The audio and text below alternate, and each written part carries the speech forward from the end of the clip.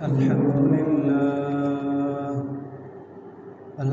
لله نحمده ونستعينه ونستغفره ونؤمن به ونتوكل عليه ونعوذ بالله من شرور أنفسنا ومن سيئات أعمالنا من يهده الله فلا مضل له ومن يضلله فلا هادي له ونشهد أن لا إله إلا الله وحده لا شريك له ونشهد أن محمدًا عبده ورسوله أرسله بالحق بشيرا ونذيرا وداعيا إلى الله بإذنه وسراجا منيرا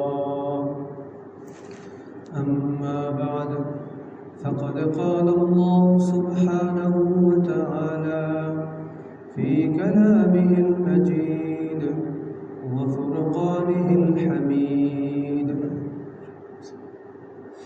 ألهاكم التكاثر حتى زرتم المقابر كلا سوف تعلمون ثم كلا سوف تعلمون كلا لو تعلمون علم اليقين لترون الجحيم ثم لترونها عين اليقين ثم لتسألن يومئذ عن النعيم.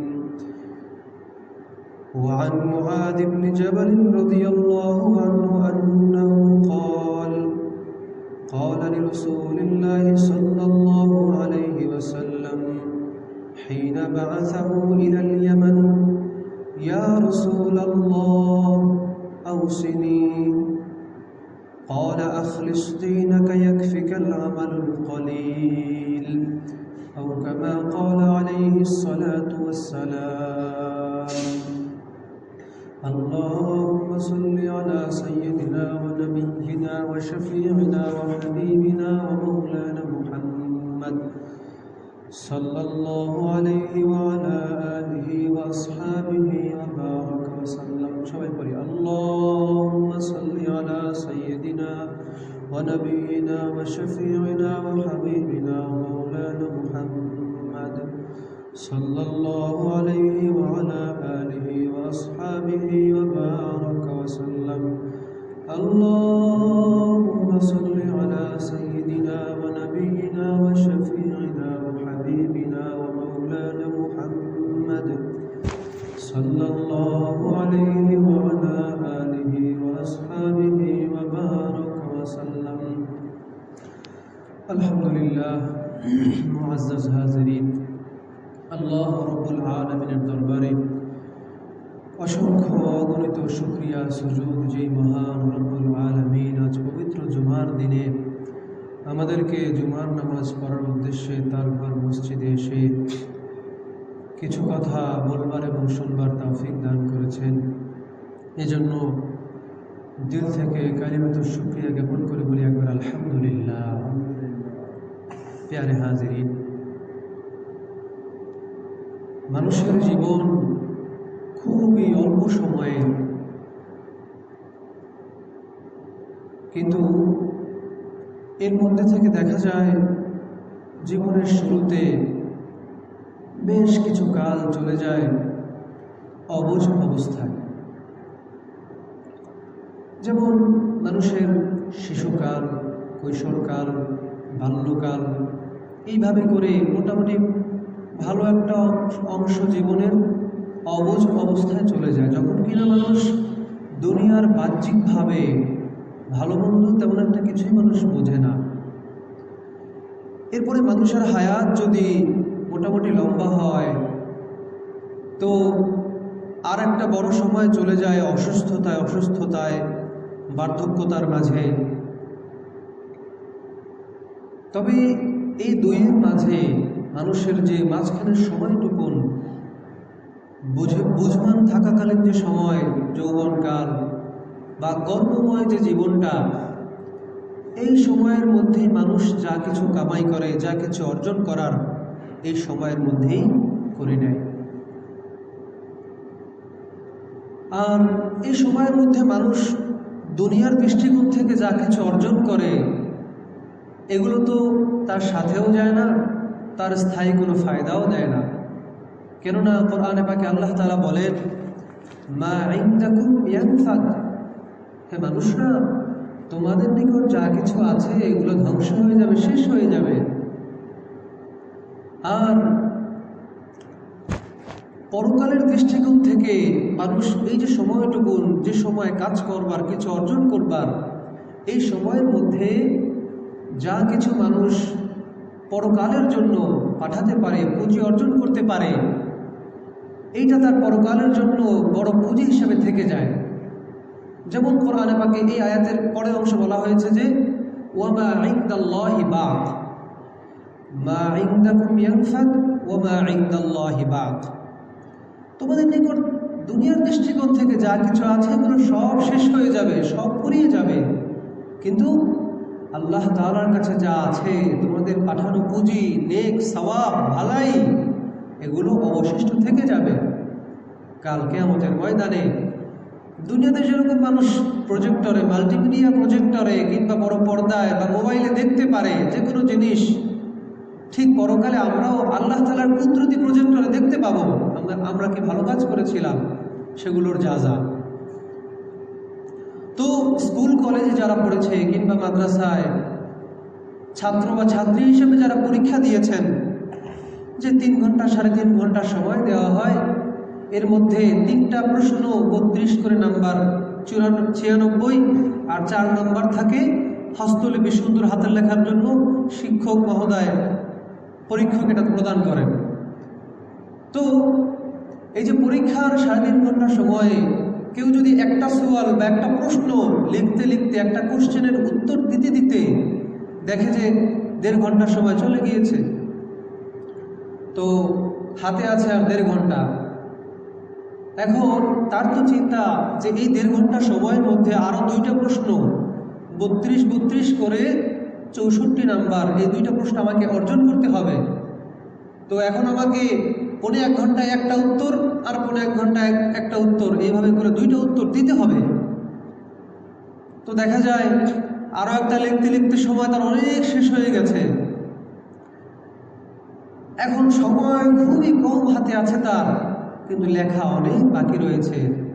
তখন দেখা যায় আর দিক দিশা পায় না, তখন কি কর্তব্য বিমূঢ় হয়ে যায়, অনেকে তো ফেল করে বসে।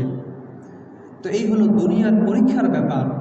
ঠিক পরকালের দৃষ্টিকোণ থেকে যেটা বললাম শুরুতে, মানুষের জীবন অল্প সময়ের, নির্দিষ্ট, নির্ধারিত, আর এই সময়ের মধ্যে যে একটা সময় চলে যায়, মানুষ অবুঝ থাকে, শিশুকাল, কিশোরকাল, বাল্যকাল, দুনিয়ার ভালো মন্দ তেমন একটা কিছুই মানুষ বোঝে না। আবার শেষ জীবনে যদি হায়াত পায় তাহলে অসুস্থতায় বিছানায় চলে যায় আবার একটা সময়। এর মাঝখানে যাই কিছু করার মানুষ করে নিতে হয় মানুষদেরকে। প্যারে হাজিরিন, তো মানুষের এই যে জীবনটা কেমন যেন সূর্যের মতন, সূর্য যেরকম আলো দেয়, আপনার রাত পেরিয়ে যখন ভোর হয়, একেবারে ভোর ফজরের সময় সামান্য আলো মানুষ কোনো রকম দেখতে পায়। আস্তে আস্তে যখন সকাল হয় বেশ ভালোই আলো, যখন দুপুর হয় তো প্রচুর আলো, কড়া রৌদ্র। তো মানুষের কেমন যেন ভোরবেলা খুব শিশুকাল মানুষের, একটু সকাল হয়, একটু বড় হয়, সূর্য আরও উপরে ওঠে, মানুষ একটু বড় হয়, সূর্য আরও উপরে ওঠে, যখন ঠিক মাথার উপরে ওঠে না তখন প্রচুর তার আলো, প্রচুর তার কিরণ। আর মানুষেরও ঠিক মধ্য বয়সে মানুষের প্রচুর ভরা যৌবন, খুব শক্তি, খুব মেধা, বুদ্ধি, খুব চতুরতা। আবার সূর্য যখন বিকেল হয়ে যায়, সন্ধ্যা গড়িয়ে আসে, তার আলো আস্তে আস্তে আবার কমতে থাকে। যখন রাত হয়ে যায় সূর্য বিলীন হয়ে যায়, সূর্যকে আর দেখতে পাওয়া যায় না। ঠিক তেমনিভাবে মানুষের যখন বার্ধক্য চলে আসে, মানুষের শক্তি কমে যায়, মানুষের বুঝ ব্যবস্থা কমে যায়, আস্তে আস্তে মানুষ মৃত্যুর কোলে ঢলে পড়ে, আর মানুষ থাকে না। তো আমরা দুনিয়াতে চলছি, কেমন যেন সবার সামনে একটা গর্ত আছে, যেখানেই যাই একটা গর্ত আছে আমাদের সামনে, কখন যেন সেই গর্তে পড়ে যায় আর আমাদের হায়াতের জিন্দেগি শেষ হয়ে যায়। তো যদি দুনিয়াতে বসে মানুষ ভালো কাজ করে, নেককার হয়, নেককার হয়ে বাঁচে, তাহলে সেই গর্তে পড়া মানে সে আল্লাহ তাআলার নাজ নিয়ামতময় কবরে সে পড়ে গেল, সে বারজাখের আনন্দময় জিন্দেগি সে লাভ করল। আর যদি কোনো পুরুষ, কোনো মহিলা খারাপ হয়ে, নষ্ট ভ্রষ্ট হয়ে, বদ আমলওয়ালা হয়ে দুনিয়াতে এরকম চলতে থাকে, অথচ তার সামনে একটা গর্ত, তো যখন সেই গর্তে সে পড়ে যাবে, তো তার জন্য ওই গর্ত হবে আযাবময়, কষ্টময়, ব্যথাময়, যন্ত্রণাদায়ক। সে জাহান্নামের চূড়ান্ত শাস্তির কিছু একটা অংশ সেখানে সে পেতে থাকবে একেবারে কিয়ামত পর্যন্ত। মানুষ আমরা অনেক কিছুই অনুধাবন করে বুঝি, কিন্তু মানি না। এজন্য সময় আছে, এখনো মানতে শুরু করি, মানতে চেষ্টা করি। আল্লাহ তাআলা তো ক্ষমা করার জন্য প্রস্তুত। আল্লাহ তাআলা বান্দা বান্দীদেরকে ক্ষমা করার জন্য ডাকতে থাকে, বান্দা ফিরিয়ে আয়, ফিরিয়ে আয়, বান্দি আমার দিকে ফিরিয়ে আয়, তুই দুনিয়াতে চল, সব কিছু কর, কিন্তু রোজানা 5 ওয়াক্ত আমার কুদরতি কদমে সেজদা দে। যেই যেই বিষয় আল্লাহ আদেশ করেছেন যেন সেইগুলো করি, সেই দিকে আল্লাহ তাআলা আমাদেরকে ডাকেন। আল্লাহ রহমতের ফেরেশতারা যারা আমাদের সাথে থাকেন, তারা আমাদেরকে অ্যাডভাইস দেয়, উপদেশ দেয়, বা আমাদের ভিতরে একটা প্রবণতা, ঝোঁক সৃষ্টি করে, ইলহাম করে, কিন্তু আমরা বুঝেও বুঝি না। মানার যোগ্যতা থাকা সত্ত্বেও আমরা মানি না। এজন্য আলোচনার শুরুতে খুতবা একটা কোরআনে পাক থেকে একটা সূরা তেলাওয়াত করেছিলাম, যে সূরার নাম আত-তাকাসুর, যার অর্থ হলো দুনিয়ার প্রাচুর্যের প্রতিযোগিতায় লিপ্ত হওয়া। আল্লাহ রাব্বুল আলামিন কোরআনে পাকে ইরশাদ করেন, আলহাকুমুত তাকাসুর, হে মানুষরা, তোমাদেরকে দুনিয়ার ভোগ বিলাসিতা, দুনিয়ার প্রাচুর্যতার মোহে তোমাদেরকে মোহগ্রস্ত করে রেখেছে। হাত্তা যুরতুমুল মাকাবির, এই মোহ, এই ধোঁকাগ্রস্ততা, এই প্রাচুর্যের পেছনে ছোটাছুটি ততক্ষণ পর্যন্ত যতক্ষণ না তোমরা কবরে চলে যাও। হাত্তা যুরতুমুল মাকাবির, একেবারে কবরে যাওয়ার আগ পর্যন্ত। কাল্লা সাউফা তা'লামুন, আল্লাহ তাআলা বলেন কিছুতেই এমনটা হওয়া সমীচীন না। কাল্লা সাউফা তা'লামুন, অচিরেই তোমরা জানতে পারবে আসলে হাকিকতটা কি। সুম্মা কাল্লা সাউফা তা'লামুন, আল্লাহ তাআলা বলেন অতঃপর অবশ্যই, কিছুতেই না, তোমরা অচিরেই জানতে পারবে। কাল্লা লাউ তা'লামুনা ইলমাল ইয়াকিন, আল্লাহ তাআলা তাহযীরের অর্থে সাবধান, ধমক দিয়ে বলেন কাল্লা লাউ তা'লামুনা ইলমাল ইয়াকিন। আল্লাহ তাআলা বলেন অচিরেই তোমরা চাক্ষুষভাবে প্রদর্শন করতে পারবে, চাক্ষুষভাবে তোমরা দেখতে পারবে। কাল্লা লাউ তা'লামুনা ইলমাল ইয়াকিন লাতারাউন্নাল জাহিম।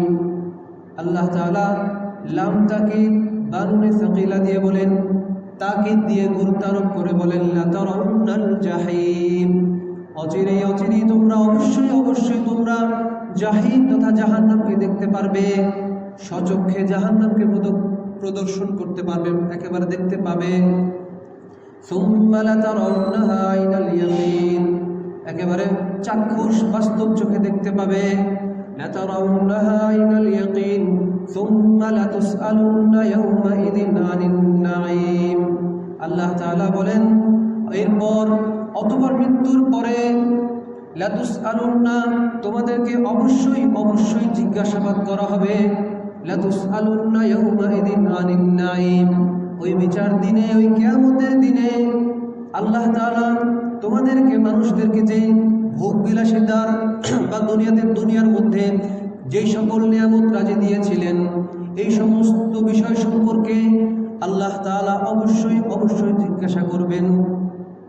এই ব্যাপারে আমি আপনি কেউই রেহাই পাবো না, মাফ পাবো না। আল্লাহ তাআলা কিন্তু অবশ্যই অবশ্যই জিজ্ঞাসা করবেন। আল্লাহ তাআলা আমাদেরকে যত যত নিয়ামত দিয়েছেন, এর মধ্যে থেকে অন্যতম গুরুত্বপূর্ণ মূল্যবান নিয়ামত হলো আমাদের যে অবসরতা, আমাদের সময়, আমাদের সুস্থতা। হাদিসে পাকের মধ্যে রাসূল করিম সাল্লাল্লাহু আলাইহি ওয়াসাল্লাম ইরশাদ করেছেন, নি'মাতান মাগবুলুন ফীহিমা কাসীরুম মিনান নাস। এমন দুইটা নিয়ামত আছে, যেই দুইটা নিয়ামতের ব্যাপারে অধিকাংশ মানুষরাই বেখবর, অধিকাংশ মানুষরাই ডোন্ট কেয়ার, কোনো গুরুত্বই দেয় না। আসিহাতু ওয়াল ফারাগাতু, একটা হলো মানুষের সুস্থতা, অপরটা হলো মানুষের অবসরতা। আজকে আমি আপনি সুস্থ আছি, কত ভালো আছি, আল্লাহ তাআলা আমাদেরকে ভালো রেখেছেন, অথচ এই সুস্থতার আমাদের কাছে কোনোই কদর নাই, কোনোই মূল্য নাই, কোনোই আমরা এটাকে ভিত্তি দেই না, গুরুত্ব দেই না।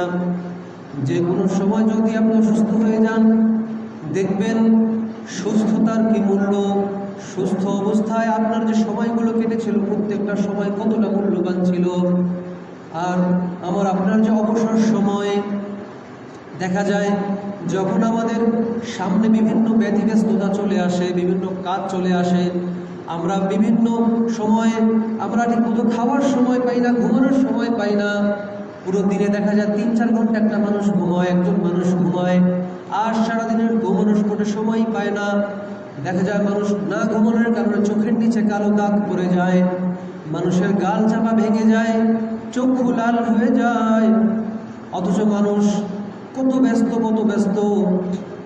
আর যখন মানুষ অবসর থাকে, তখন মানুষ অবসর তখন মূল্যায়ন করে না। এই জন্য কিতাবে এসেছে, কোন এক বুজুর্গ বলেন, আওকাতুকা উমরুকা ওয়া উমরুকা রাসু মালিকা ফাকুল্লু নাফাসিন মিন আনফাসিকা জাওহার লা কিমাতা লাহু লিআন্নাহু লা বাদলা লাহু ফাইযা ফাতা ফালা আউদাতা লাহু। বলেন, তোমার জীবন হে মানুষ, তোমার সময় হলো তোমার জীবন, ওয়া উমরুকা রাসু মালিকা, আর তোমার এই যে জীবনটা হইল, এই হায়াতের জিন্দেগি হইল তোমার মূল পুঁজি। এই মূল পুঁজির মধ্যে যা কিছু করার, যা কিছু অর্জন করার করে নাও, কেননা মরে গেলে, হায়াত ফুরিয়ে গেলে আর কোনো নেক আমল করা যাবে না, আর কোনো ভালো কাজ করার সুযোগ থাকবে না। ফাকুল্লু নাফাসিন মিন আনফাসিকা জাওহার, আর এই হায়াতের জিন্দেগির মধ্যে প্রত্যেকটা নিঃশ্বাস, প্রত্যেকটা প্রশ্বাস মণিমুক্তার মতন মূল্যবান, মণিমুক্তার চেয়েও মহাদামী, মহামূল্যবান। লা কিমাতা লাহু লিআন্নাহু লা বাদলা লাহু, আর এই যে নিঃশ্বাস প্রশ্বাসের, এগুলোর কোনো বদলা দেওয়ার কোনো ক্ষমতা নাই, কোনো বদলা হয় না, কোনো প্রতিদান হয় না। লিআন্নাহু লা কিমাতা লাহু লিআন্নাহু লা বাদলা লাহু, এর কোনো মূল্য হয় না, এটা অমূল্য সম্পদ, কেননা এর কোনো বদলা দেওয়া যায় না। ফাইদা ফাতা ফালা আউদাতা লাহু, আর যখন এই সময় আমাদের থেকে চলে যায়, আর কোনো দিন ফিরে আসে না। আমার আপনার থেকে যখন শিশুকাল ছিলাম, শিশু ছিলাম, এরপরে বালক ছিলাম, বাল্যকাল ছিল, এরপরে যুবক ছিলাম, কেউ মধ্যবয়স্ক হয়ে গিয়েছে, কেউ বুড়ো হয়ে গিয়েছে। আপনি যদি হাজারও চান, আপনার সেই শিশুকালকে চাইলে কল্পনা করতে পারবেন, কিন্তু আপনি শিশুকালে আর কোনো দিন ফিরে যেতে পারবেন না। আপনি বালক অবস্থায়, যুবক অবস্থায় অনেক কিছু করেছেন, অনেক শক্তি ছিল, আপনি কল্পনা করতে পারেন, ধারণা ভাবতে পারেন যে হাই অমুক সময়, অমুক জীবনে তো আমি এই করেছিলাম, এই শক্তি আমার ছিল, এই সামর্থ্য আমার ছিল, কিন্তু চাইলে এই বৃদ্ধ অবস্থায় আর সেগুলো ফিরে আসবে না। এক বৃদ্ধ রাস্তার এক পাশ দিয়ে হেঁটে যাচ্ছিল, মাথা নিচের দিকে তাকিয়ে তাকিয়ে আস্তে আস্তে বড় মানুষ হাঁটছে, আর কি যেন তালাশ করতেছিল।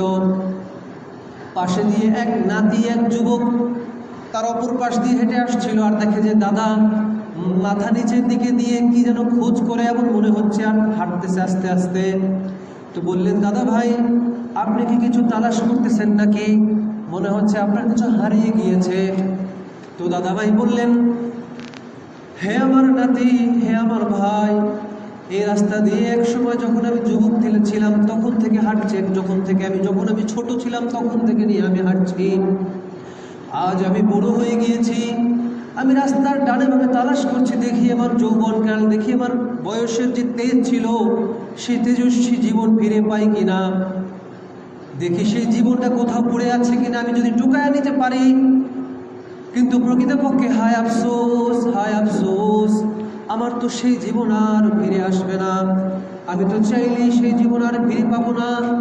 তাইলে নাতি, তুমি তোমার জীবনকে কদর করো, তুমি তোমার হায়াতকে মূল্যায়ন করো, যৌবনকালকে কাজে লাগাও। যেইভাবে লাগালে জীবন তোমার সার্থক হয়, তুমি পরকালে মুক্তি পাও, তোমার জীবনে তোমাকে সবাই ভালো বলেন, তুমি মরে গেলে সবাই মানুষ আফসোস করেন।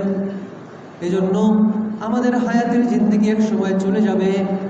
দেখেন, এই 2026 সালের রমজান মাস আসবে, হঠাৎ চলে এলো। দেখতে দেখতে রমজান মাস, আজ রমজানের একেবারেই শেষ দিন, শেষ জুমা। এখন থেকে নিয়ে একেবারে সূর্য যখন অস্ত যাওয়া শুরু হবে, ইসলামের রীতি অনুযায়ী ঠিক সেই সময় পর্যন্ত রমজানের হুকুম বহাল। এই রমজান মাসের প্রত্যেকটা দিন ছিল, প্রত্যেকটা সময়, প্রত্যেকটা সেকেন্ড মুহূর্ত ছিল মূল্যবান, প্রত্যেকটা সময় ছিল মাগফিরাত, ক্ষমাময়। এই রমজান মাসে খাস করে প্রধান মূল যে আমল ছিল আমাদের সামনে, রোজা তথা সিয়াম। যে রোজার ব্যাপারে হাদিসে পাকে সাথ হয়েছে, মান সামা রমাদান ঈমানান ওয়া ইহতিসাবা গুফিরা লাহু মা তাকদ্দামা মিন যামবিহি। যে রমজান মাস পেয়ে যে ঈমান এবং সওয়াবের নিয়তে রোজা রাখবে, আল্লাহ তাআলা তার পিছনে সমস্ত গুনাহ মাফ করে দিবেন। এই রমজান মাসে যে কিয়াম তথা তারাবির নামাজ, যার ব্যাপারে এসেছে মান কামা রমাদানা ইহতিসাবান, মান কামা রমাদানা ঈমানান ওয়া ইহতিসাবা গুফিরা লাহু মা তাকদ্দামা মিন যামবিহি। ঘোষণা ছিল যে এই রমজান মাসে যে কিয়াম করবে ঈমানের সাথে সওয়াবের নিয়তে, আল্লাহ তাআলা তার পিছনের সমস্ত গুনাহগুলো মাফ করে দিবেন। এরপরে এই মাসের শেষ দশকে লাইলাতুল কদর তালাশ করতে বলা হয়েছিল। যেই লাইলাতুল কদরের ব্যাপারে কুরআনে পাকের মধ্যে মহাবিশ্বয় কুরআন মাজিদ, যার মধ্যে আল্লাহ তাআলা ইরশাদ করেন, এবং কি এই রাতের নামে আল্লাহ তাআলা একটা সূরা নাজিল করেছেন, সূরাতুল কদর। এর মধ্যে ইরশাদ হয়েছে লাইলাতুল কদরি খায়রুম মিন আলফি শাহর। এই শবে কদর তথা লাইলাতুল কদরের রাত হলো এইরকম উত্তম, খায়রুম মিন আলফি শাহর, হাজারো মাসের চেয়েও মহামূল্যবান, সর্বোত্তম। এরপরে এই লাইলাতুল কদর ইবাদতের ব্যাপারে বলা হয়েছিল, মান কামা লাইলাতুল কদরি ঈমানান ওয়া ইহতিসাবান গুফিরা লাহু মা তাকদ্দামা মিন যামবিহি। কত অফার, কত প্রস্তাব, কত সুবর্ণ সুযোগ এই মাসে আমাদের থেকে চলে গিয়েছে। জানি না কে কতটুকু কাজে লাগাতে পেরেছি, কে কতটুকু কাজে লাগিয়েছি। যে ঈমানের সাথে সওয়াবের নিয়তে যে এই লাইলাতুল কদরের রাতে ইবাদত করবে, তো আল্লাহ তাআলা তার পিছনের জীবনের সমস্ত গুনাহ খাতা মাফ করে দিবেন। এই রমজান মাসে ইফতারের যে ফাজাইল বলা হয়েছিল, যে কেউ যদি অন্য কোনো রোজাদার ব্যক্তিকে কোনো খেজুর দিয়ে হোক, এক ঢোক দুধ দিয়ে হোক কাউকে ইফতার করায়, তো তাকে যেই রোজাদারকে সে ইফতার করালো, সেই রোজাদার যে সওয়াব পেয়েছে, ইফতারকারী ব্যক্তি, ইফতার করানোওয়ালা ব্যক্তিও ঠিক সমান সওয়াব অর্জন করতে পারবে। এই অফার ছিল। আলোচনা করা হয়েছিল হাদিসের দলিল দিয়ে, নস থেকে, যে রসুলের কাছে সাহাবায়ে কেরাম প্রশ্ন করলেন, ইয়া রাসূলুল্লাহ, আমরা সবাই তো সেই রকমের সামর্থ্য রাখি না যে অন্য মানুষকে দুধ খাইয়ে হোক কিংবা খেজুর খাইয়ে বা ভালো ভালো খাবার খাইয়ে ইফতার করাবো, তাহলে আমরা কি করবো? রসুল বললেন, যদি এক ঢোক পানি খাইয়েও তোমরা ইফতার করাও, সেও এই সওয়াব পাবে। এই রমজান মাসে কোরআন মাজিদ তেলাওয়াত করার বা শেখার বড় একটা সুযোগ ছিল। জানি না আমরা কে কতটুকু সেটা করেছি, শিখেছি বা শিখিয়েছি বা আমল করেছি। তো এই রমজান মাসে আমাদের উচিত ছিল যে আমাদের কাজগুলোকে বা আমাদের অধীনস্থদের কাজগুলোকে হালকা করে দেওয়া, যাতে করে রমজানের রোজা রাখতে কোনো ব্যাঘাত না ঘটে, কোনো কষ্ট না হয়। তো যারা এরকমটা করেছে তারা তো কতই না ফজিলত অর্জন করলো, আর যারা এরকমটা করে নাই তারা কতই না দুর্ভাগা, কতই না বোকা। এই মাসে বড়ই ক্ষমার এক সুযোগ ছিল যে এই মাসের প্রথম দশক ছিল রহমত, দ্বিতীয় দশক ছিল মাগফিরাত, তৃতীয় দশক ছিল নাজাতের। তো জানি না আল্লাহ তাআলার কাছে তার রহমত কে কতটুকু চেয়ে নিতে পেরেছি, আল্লাহ তাআলার কাছে ক্ষমা কে কতটুকু চেয়ে নিতে পেরেছি, আল্লাহ তাআলার কাছ থেকে জাহান্নাম থেকে নাজাত কে চেয়ে পেয়েছি কে পাই নাই আমরা কেউই জানি না। এজন্য এখনো সময় আছে আল্লাহ তাআলার কাছে ক্ষমা চাওয়া। পুরো মাস ব্যাপী আমরা যে আমল করেছি আল্লাহ তাআলার কাছে সেই আমলগুলোকে কবুলিয়তের জন্য দোয়া কান্নাকাটি করা। আরে কেউ তো কোনো রচনাকারী হযরত ওমর রাদিয়াল্লাহু আনহুর ব্যাপারে এরকমটা লিখেছেন যে তিনি কোনো এক ঈদের দিন তিনি তার ঘরের কোণে বসে কাঁদতেছিলেন। তো লোকজন যখন দেখেন ওমর রাদিয়াল্লাহু আনহু ইসলামের দ্বিতীয় খলিফা, তিনি ঘরের কোণে বসে ঈদের দিন কাঁদতেছিলেন, ঈদ উল ফিতরের দিন। তো লোকজন জিজ্ঞেস করলেন, হে ওমর খলিফাতুল মুমিনিন, আপনি ঘরের কোণে বসে আজ ঈদ আনন্দের দিনে আপনি কেন কাঁদছেন? তো তিনি বললেন, লাইসাল ঈদু লিমান লাইসাল লাবিসাল জাদিদ, ইন্নামাল ঈদু লিমান খাফাল ওয়াঈদ। যে আরে ঈদ তো ওই ব্যক্তির জন্য না যে ঈদ উপলক্ষে নতুন নতুন পোশাকাদি পরিধান করেছে, ভালো ভালো জামা কাপড় পরিধান করেছে।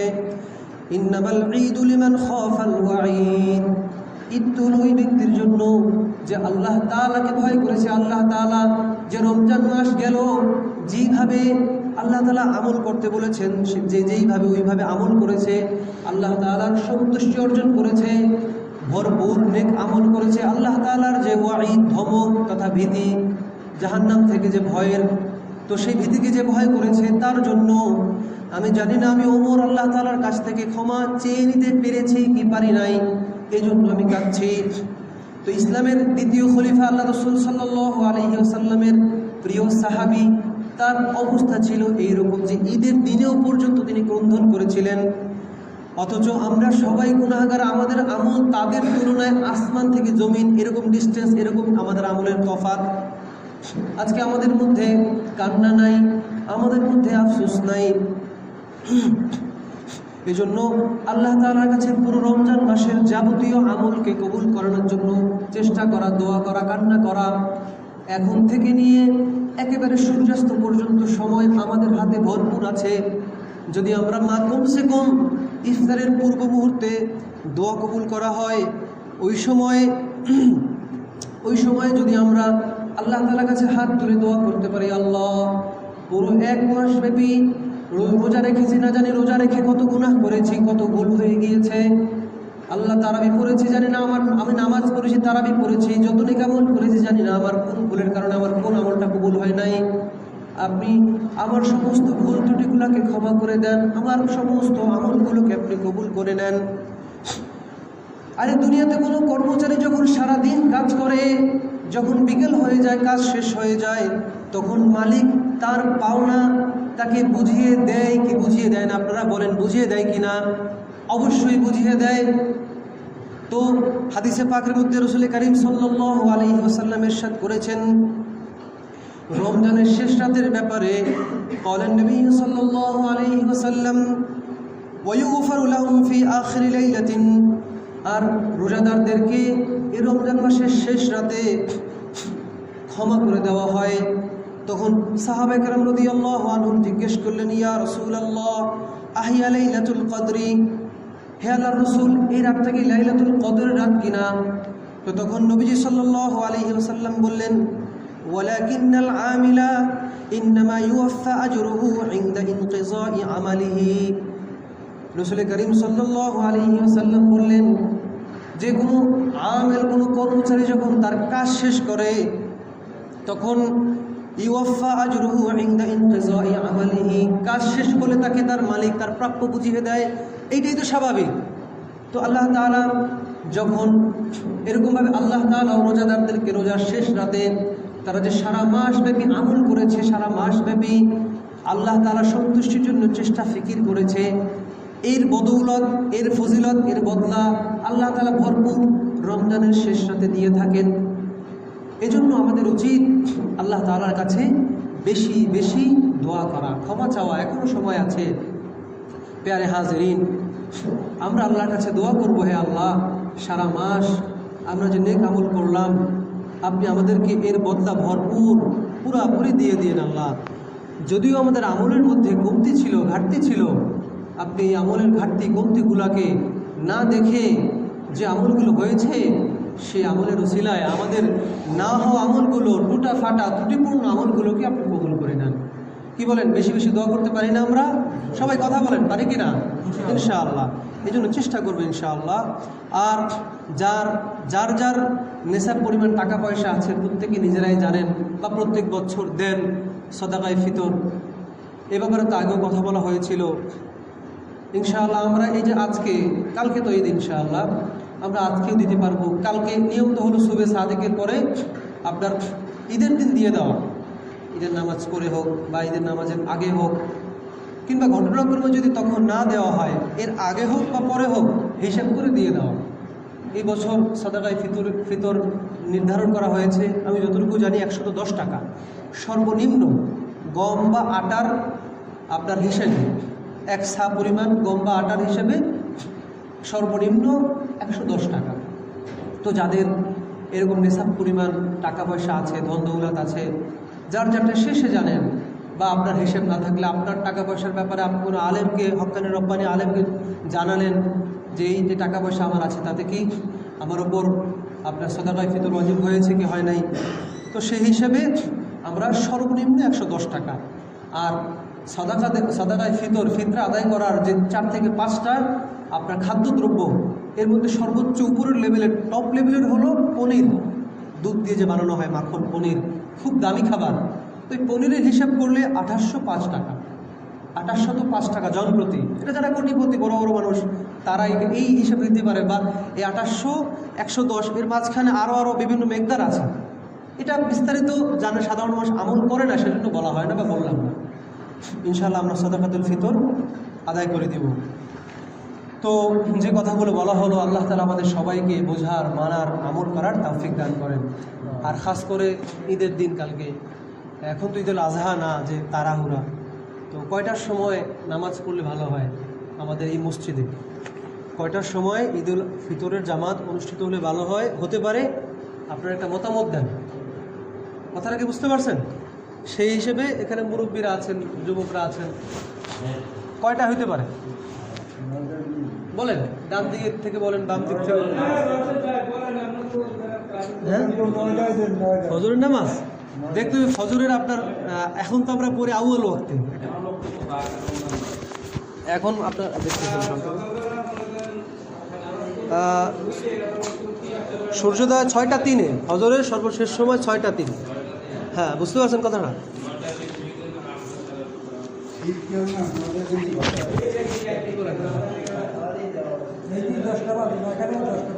তাহলে বলেন।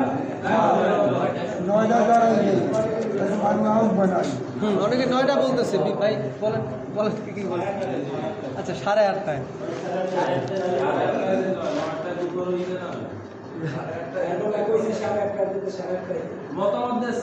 আচ্ছা আচ্ছা, মানে অধিকাংশ লোক 8:30টায় ভালো হয় বলতেছে, তাই না? 8:30 হয়ে যায়, কি বলেন? হ্যাঁ হ্যাঁ, দেখা যায়। দেখেন ঘটনাক্রমে বাইদা ভাই 5 মিনিট এদিক ওদিক এমনিতে হয়, 5-10 মিনিট। আর আমাদের যে এখনকার সময় আধুনিক মুসল্লি, এরা তো ঘর থেকে বেরিয়ে হয় ওই 8:30 হিসাব করে। এই জুমা অনেক 1 রাকাত পায়, ঈদের দিন 1 রাকাত পায় মনে করেন। তো এই অবস্থা, তাহলে 8:30টায় থাকলো। হ্যাঁ, ঈদুল ফিতরের নামাজ 8:30, ঠিক আছে। আর